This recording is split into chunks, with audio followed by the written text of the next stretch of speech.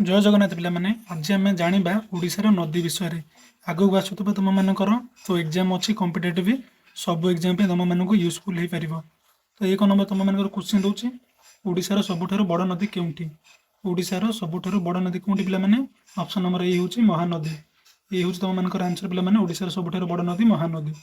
ସେମିତି 2 ନମ୍ବର ହେଉଛି ମହାନଦୀ ନଦୀ କେଉଁଠି ଜନ୍ମ ନେଇଛି? ମହାନଦୀ କେଉଁଠି ଜନ୍ମ ନେଇଛି ପିଲାମାନେ କହିଲ? ଆନ୍ସର ହେଉଛି ଅପସନ୍ ନମ୍ବର ବି, ଛତିଶଗଡ଼। ଛତିଶଗଡ଼ରେ ମହାନଦୀ ତ ଜନ୍ମ ନେଇଛି। ବି ହେଲେ ତୁମମାନଙ୍କର ଆନ୍ସର ପିଲାମାନେ। ସେମିତି ତୁମମାନଙ୍କର 3 ନମ୍ବର ହେଉଛି ମହାନଦୀ ନଦୀ କେଉଁ ସାଗରରେ ପ୍ରବେଶ କରେ? ମହାନଦୀଟା କେଉଁ ସାଗରରେ ପ୍ରବେଶ କରେ ପିଲାମାନେ? ଆର ଆନ୍ସର ହେଉଛି ଅପସନ୍ ନମ୍ବର ବି, ବଙ୍ଗୋପସାଗରରେ। ମହାନଦୀ ବଙ୍ଗୋପସାଗରରେ ପ୍ରବେଶ କରେ। ବି ହେଲେ ତୁମମାନଙ୍କର କରେକ୍ଟ ଆନ୍ସର ପିଲାମାନେ। ସେମିତି 4 ନମ୍ବର ହେଉଛି ଋଷିକୂଲ୍ୟା ନଦୀ କେଉଁ ଜିଲ୍ଲାରେ ଜନ୍ମ ନେଇଛି? ଋଷିକୂଲ୍ୟା ନଦୀ କେଉଁ ଜିଲ୍ଲାରେ ଜନ୍ମ ନେଇଛି ପିଲାମାନେ କହିଲ? ଆନ୍ସର ହେଉଛି ଅପସନ୍ ନମ୍ବର ଏ, ଗଞ୍ଜାମ। ଗଞ୍ଜାମ ଜିଲ୍ଲାରେ ଋଷିକୂଲ୍ୟା ନଦୀ ଜନ୍ମ ନେଇଛି। ଏ ହେଲା ତୁମମାନଙ୍କର କରେକ୍ଟ ଆନ୍ସର ପିଲାମାନେ। ସେମିତି ତୁମମାନଙ୍କର 5 ନମ୍ବର ଦେଖିବା, ବ୍ରାହ୍ମଣୀ ନଦୀ କେଉଁ ଦୁଇଟି ନଦୀର ମିଶ୍ରଣ? ବ୍ରାହ୍ମଣୀ ନଦୀ କେଉଁ ଦୁଇଟି ନଦୀର ମିଶ୍ରଣ ପିଲାମାନେ କହିଲ? ଆନ୍ସର କ'ଣ? ଅପସନ୍ ନମ୍ବର ବି, କୋଏଲ ଓ ଶଙ୍ଖ। କୋଏଲ ଓ ଶଙ୍ଖ। ବି ହେଲା ତୁମମାନଙ୍କର ଆନ୍ସର ପିଲାମାନେ। 6 ନମ୍ବର ସେମିତି ଦେଖିବା, ବାହୁଡ଼ା ନଦୀ କେଉଁ ଦୁଇ ରାଜ୍ୟ ମଧ୍ୟରେ ସୀମା ଗଠନ କରେ? ବାହୁଡ଼ା ନଦୀଟା କେଉଁ ଦୁଇ ରାଜ୍ୟ ମଧ୍ୟରେ ସୀମା ଗଠନ କରେ ପିଲାମାନେ? ଆନ୍ସର କ'ଣ ହେଉଛି ଆର?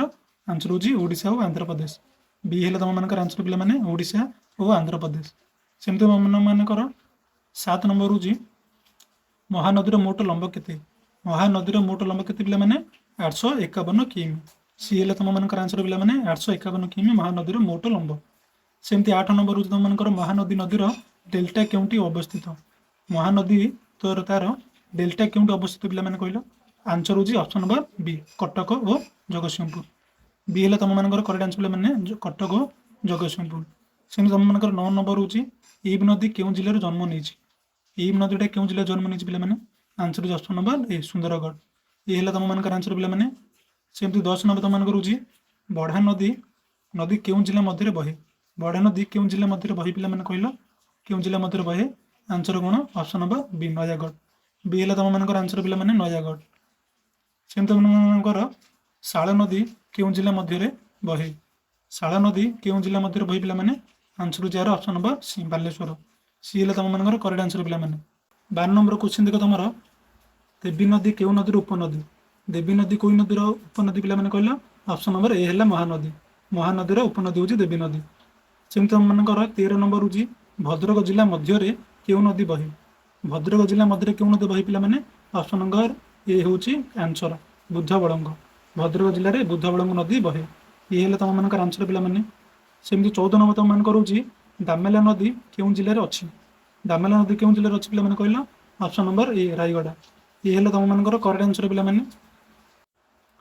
15 ନମ୍ବର ତୁମର ହେଉଛି ମହାନଦୀର ପ୍ରମୁଖ ଡ୍ୟାମ୍ କେଉଁଠି? ମହାନଦୀର ପ୍ରମୁଖ ଡ୍ୟାମ୍ କେଉଁଠି ଅଛି ପିଲାମାନେ କହିଲ? ହୀରାକୁଦ ବନ୍ଧ। ଏ ହେଲା ତୁମମାନଙ୍କର ଆନ୍ସର ପିଲାମାନେ, ସମ୍ବଲପୁର ହୀରାକୁଦ ବନ୍ଧ ମହାନଦୀର ପ୍ରମୁଖ ଡ୍ୟାମ୍।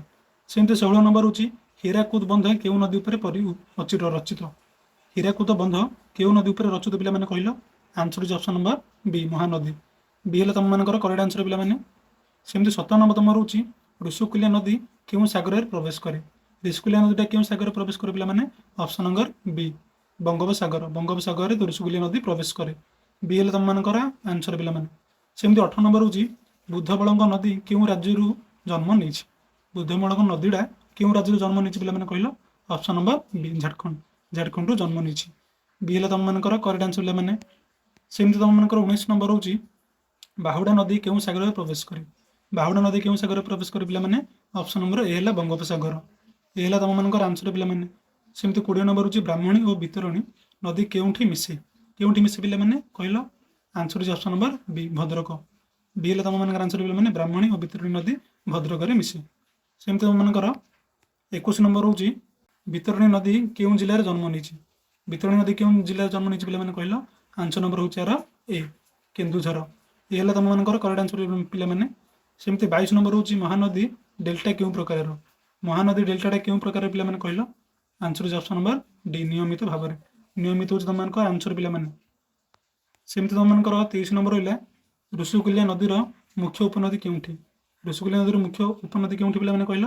ଆନ୍ସର ହେଉଛି ଅପସନ୍ ନମ୍ବର ବି, ଲାଙ୍ଗୁଳିଆ। ବି ହେଲା ତୁମମାନଙ୍କର ଆନ୍ସର ପିଲାମାନେ। ସେମିତି 24 ନମ୍ବର ହେଉଛି ମହାନଦୀ ନଦୀ କେଉଁ ରାଜ୍ୟରେ ସବୁଠାରୁ ଅଧିକ ଅଞ୍ଚଳରେ ଆବରଣ କରିଛି? କେଉଁ ଅଞ୍ଚଳରେ ଅଧିକ ଆବରଣ କରିଛି ପିଲାମାନେ? ତ ମହାନଦୀଟା କ'ଣ କହିଲ? ଆନ୍ସର ହେଉଛି ତମମାନଙ୍କର ଓଡ଼ିଶା।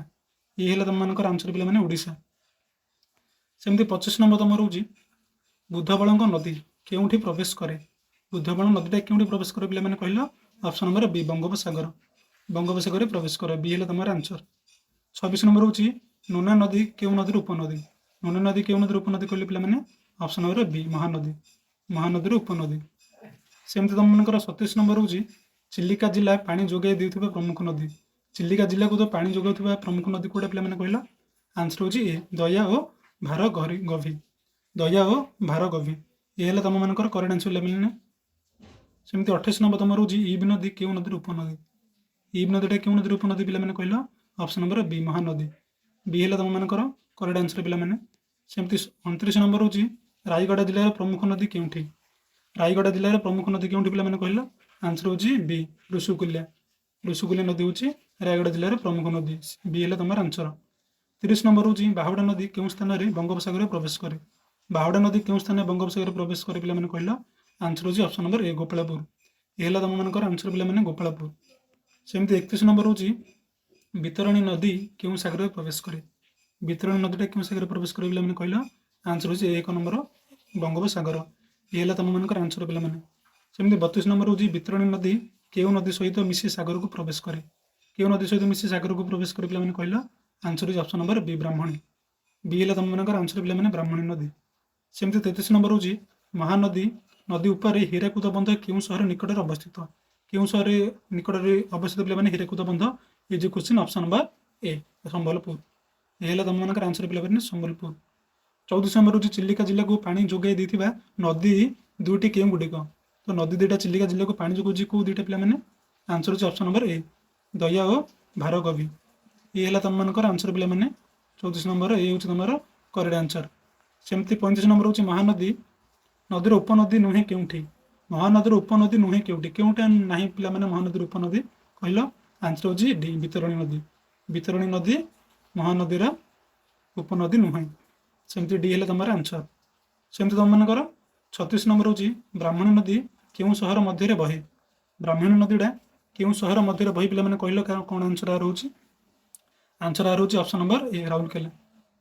ଏ ହେଲା ପିଲାମାନେ ତମର କରେକ୍ଟ ଆନ୍ସର। ସେମିତି ତମମାନଙ୍କର 37 ନମ୍ବର ହେଉଛି ଋଷିକୂଲ୍ୟା ନଦୀ କେଉଁ ଜିଲ୍ଲା ମଧ୍ୟରେ ବହି ବଙ୍ଗୋପସାଗରକୁ ପ୍ରବେଶ କରେ? କହିଲେ ପିଲାମାନେ ଆନ୍ସର କ'ଣ ହେବ? ଆର ଆନ୍ସର ହେବା 1 ନମ୍ବର ଗଞ୍ଜାମ। ଋଷିକୂଲ୍ୟା ନଦୀ ଗଞ୍ଜାମ ଜିଲ୍ଲା ମଧ୍ୟରେ ବହି ବଙ୍ଗୋପସାଗରକୁ ପ୍ରବେଶ କରେ। ଏ ହେଲା ତମର ଆନ୍ସର। 38 ନମ୍ବର ବିତରଣୀ ନଦୀର ଉପନଦୀ କେଉଁଠି? ବିତରଣୀ ନଦୀର ଉପନଦୀଟା କେଉଁଠି ପିଲାମାନେ?